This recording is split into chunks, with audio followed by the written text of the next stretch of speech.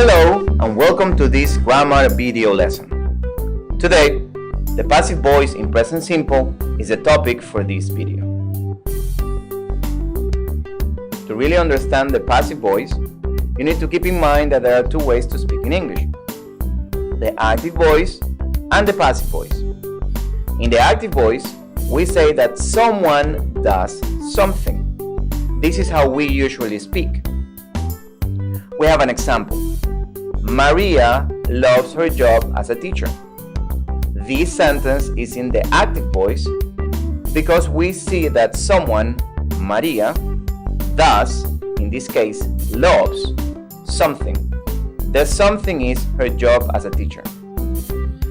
In other words, to recognize that a sentence is in the active voice, we have to look for the main actor of the action, the person, the animal, the thing that does the action, which in this case is Maria. And that main actor has to be in the subject of the sentence. The other way that we speak is using the passive voice. This is not used as much as the active voice. In passive voice, we say that something is done by someone. Let's analyze an example.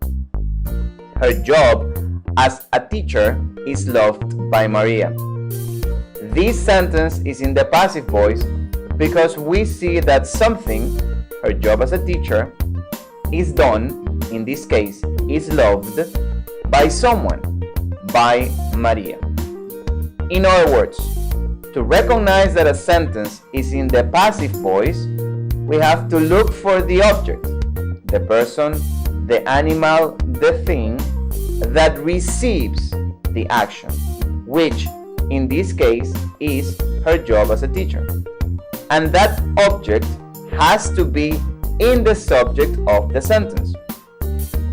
In our example, Maria is not the subject of the sentence anymore because her job as a teacher is the focus of our sentence.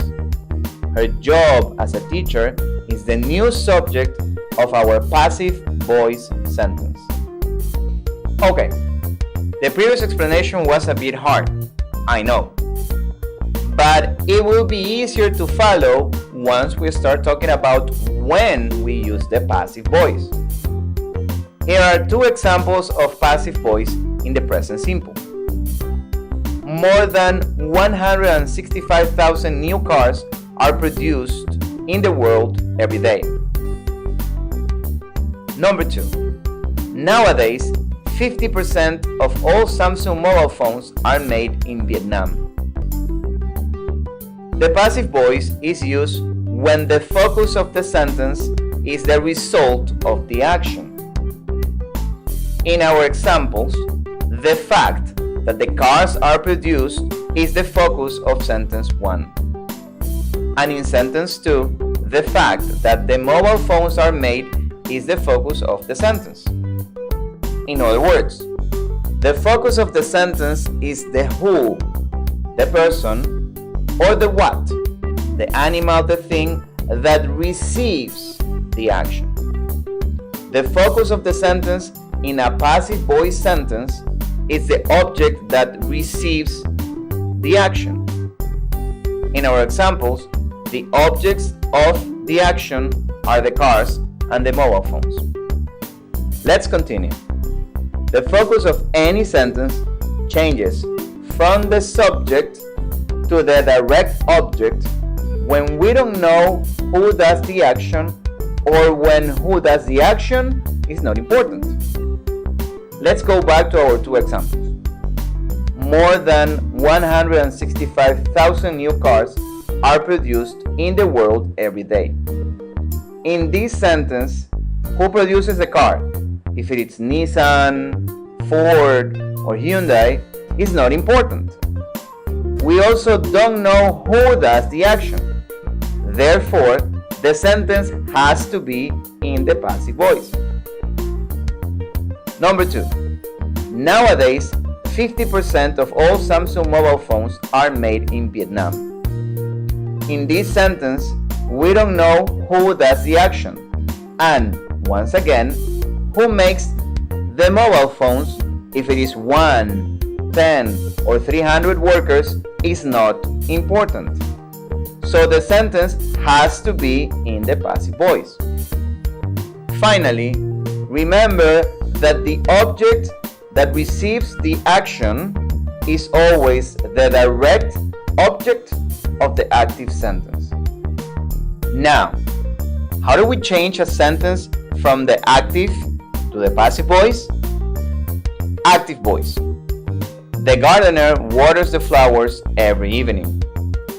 First, we identify the direct object of the sentence.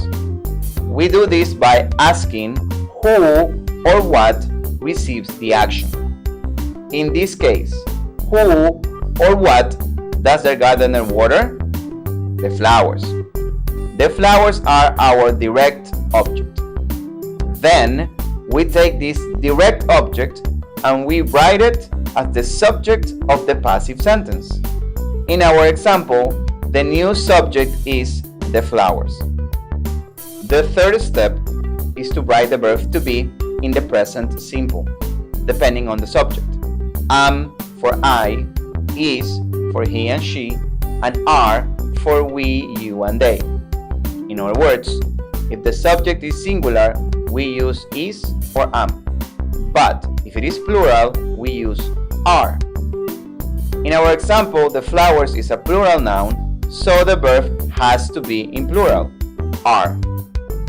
Next, we take the verb from the active sentence and we write it after the verb to be in past participle.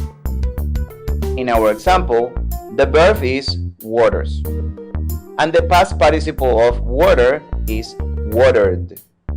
The following step is to look at the subject of the active sentence and decide if it has important information. If it does, then we write it after the main verb with the introductory preposition by. Finally, we write the indirect object if there is one. In our example, the subject of the active sentence is the gardener. And because I think that knowing who waters the plant is important information in my sentence, I use by before the noun gardener. Finally, our example has an indirect object, every evening, so we write it at the end of the sentence. And that is all. So, this is our sentence in passive voice. The flowers are watered by the gardener every evening. Now, you need to be careful. Not every verb in English can use a direct object. So, if there is no direct object, it is impossible to change the sentence to the passive.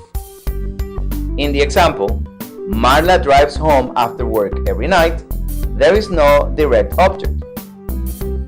If we ask, who drives Marla, it is impossible to answer that question with the information we have in the sentence. And if we ask, what drives Marla, we also cannot answer that because there is no information in the sentence to answer that question. So we conclude that there is no direct object, and without the direct object, it is impossible to turn this active sentence into a passive sentence. That is the end of this grammar video. It is now time for you to do some exercises. Good luck!